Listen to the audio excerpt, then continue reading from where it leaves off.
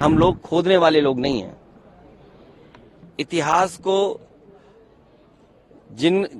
इतिहास के पन्नों में कुछ खराब चीजें नहीं खोदना चाहते हैं। जिनको अपने भविष्य के बारे में नहीं पता कि भविष्य क्या होगा, भविष्य में क्या बदलाव चाहते हैं, वो इतिहास में ही हमेशा रहते हैं। उत्तर प्रदेश के साथ भेदभाव हो रहा है। जिस उत्तर प्रदेश ने प्रधानमंत्री जी को तीसरी बार मौका दिया, अंतर्राष्ट्रीय स्तर पर तबला वादक जाकिर हुसैन साहब ने न केवल अपने टैलेंट से बल्कि भारतीय संस्कृति का तबला वादन का दुनिया में पहुंचाया। आज वो हमारे बीच में नहीं है। हम उनको श्रद्धांजलि देते हैं, याद करते हैं कि एक बहुत देश का बड़ा कलाकार हमने खोया, जिसने अंतर्राष्ट्रीय स्तर पर भारत की संस्कृति, भारत के घरानों का और खासकर म्यूजिक के जो जमाने थे, नए नए जमाने या पुराने जमाने में जो बदलाव म्यूजिक में था, उसमें भी वो अपनी हुनर की वजह से बने रहे। अच्छा, संभल में जिस तरह से इंक्रोचमेंट ड्राइव शुरू हुआ है, क्या कहना है सर? इस तरह की ड्राइव कहीं आप उत्तर प्रदेश में कर दो, देश में कर दो, कि बहुत सी चीजें आपको मिल जाएंगी। इसीलिए मैंने कहा, और कई बार मैंने आपके माध्यम से कहा, कि हम लोग खोदने वाले लोग नहीं हैं। इतिहास के पन्नों में कुछ खराब चीजें नहीं खोदना चाहते हैं। हम लोग नए रास्ते खोजने वाले लोग हैं, और जिनको अपने भविष्य के बारे में नहीं पता कि भविष्य क्या होगा, भविष्य में क्या बदलाव चाहते हैं, वो इतिहास में ही हमेशा रहते हैं। हम लोग भविष्य बनाना चाहते हैं, देश में अच्छी सड़कें बने।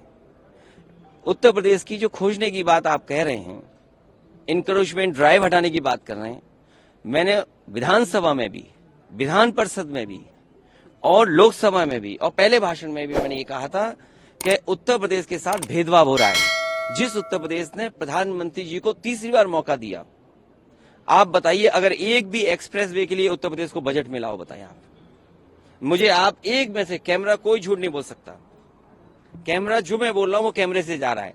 आप और हम थोड़ा बहुत बदलाव कर सकते हैं। एक भी एक्सप्रेस वे के लिए बजट दिया हो भारत सरकार ने, बिजली का अगर एक भी बजट बढ़ाया हो, जो थर्मल प्लांट्स हैं यूपी में, आज बिजली महंगी होती चली जा रही है, और जिस तरह के फैसले सरकार ले रही है कि प्राइवेटाइजेशन कर रही है, आप देखिएगा देश की सबसे महंगी बिजली उत्तर प्रदेश में बिकेगी। जब महंगी बिजली होगी, क्या व्यापार या कारखाने, उद्योग लगाने वाले क्या कंपटीशन कर पाएंगे? और जिन्होंने कहा कि हम 4 लाख करोड़ लाएंगे रुपए पैसे, बिजली नहीं दोगे, बिजली महंगी दोगे, तो क्या कारखाना लगेगा वहां पर? और माँ गंगा, आखिरी माँ गंगा और कुंभ का स्थान हमारे धर्म में बहुत बड़ा है।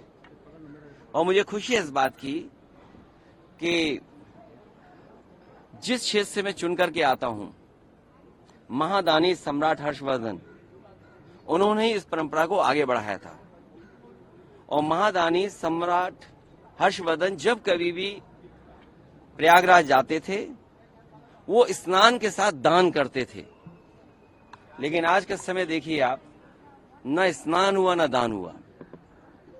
योगी जी ये भी कह रहे हैं कि संभल के सच को दबाया जा रहा है। देखिए, आज आज हम लोगों को कुंभ में जाना है, स्नान होना है, न स्नान किया न दान किया। दूसरा, माँ गंगा को साफ करने की बात सबने कही, और बीजेपी बढ़ चढ़ करके आगे आई। क्या गंगा साफ है जहां साधु संत स्नान करेंगे? और साधु संतों को शिकायत है, क्या साधु संतों के लिए कोई गाड़ी उपलब्ध होगी वहां पे? कितने किलोमीटरों उन्हें छोड़ दिया गया है। देखिए, कुंभ व्यापार की जगह नहीं हो सकती है। हमारे साधु संत जो परंपरा चलाते हैं, साधु संत हमारी शोभा हैं। जब कुंभ में बड़े पैमाने पे साधु संत आते हैं तो वो शोभा बढ़ाते हैं हमारे कुंभ की। अब उन्हें उनके साथ भी भेदभाव किया जा रहा है। साधु संतों को जो स्थान मिलना चाहिए वो स्थान नहीं मिल रहा है, सरकार कब्जा कर ले रही है। सरकार के करीब वाले लोग हैं, वो महत्वपूर्ण जगह कब्जा कर रहे हैं।